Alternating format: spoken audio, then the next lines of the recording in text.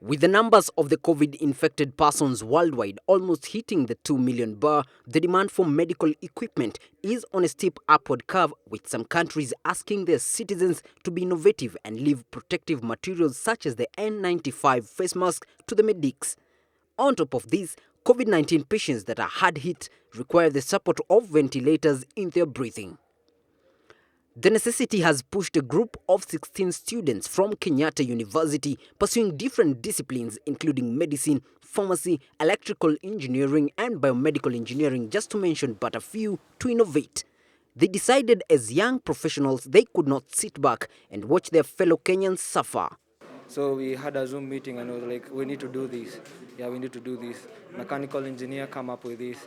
Electrical engineer come up with this. And then when we had the whole design, we presented it to the school for it to begin prototype. Housed at the Manu Chandari Innovation Center, for the team, the journey was not a smooth one. There was a couple of hurdles in the first stages of the Unity for Purpose.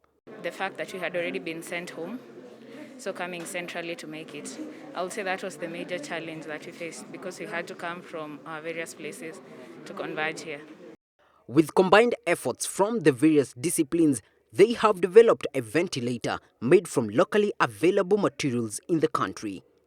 We instruct the machine that this is the amount of air you're supposed to breathe in. You're supposed to give this amount of pressure within this physiological environment so that we don't have a machine that is delivering too much pressure to burst maybe the lungs because the body works within physiological means. So those ones were really my role, and also to ensure the efficiency, the delivery, because I have to protect the patient. This thing is not just going to work on, it's not a car. This thing is going to work on human beings. We have to make sure that the oxygen is delivered in the right percentage, that the air itself is not dry air, but it is humidified air, because dry air is injurious to the tissues. Since the prototype is working, production is going to take a very short time. So in a week when we start, we can produce 50 of these ventilators.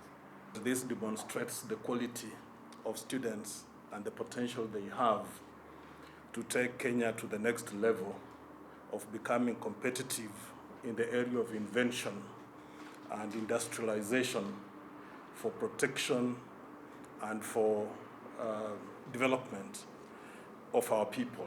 Patient X here is a dummy of a person gasping for air, having difficulty in breathing, probably suffering from COVID-19. And sure enough, the prototype here has come to the rescue. The prototype, which has taken 7 intensive days to put together, is awaiting the government's nod for mass production. If approved, the institution can produce up to 50 pieces a week, with the rate set to increase as production continues. The creativity of Kenyans displayed by the local production of face masks to the invention of ventilators shows Kenya's readiness as a country to face the pandemic of COVID-19. David KAGINA reporting for Switch TV from Kenyatta University, Nairobi.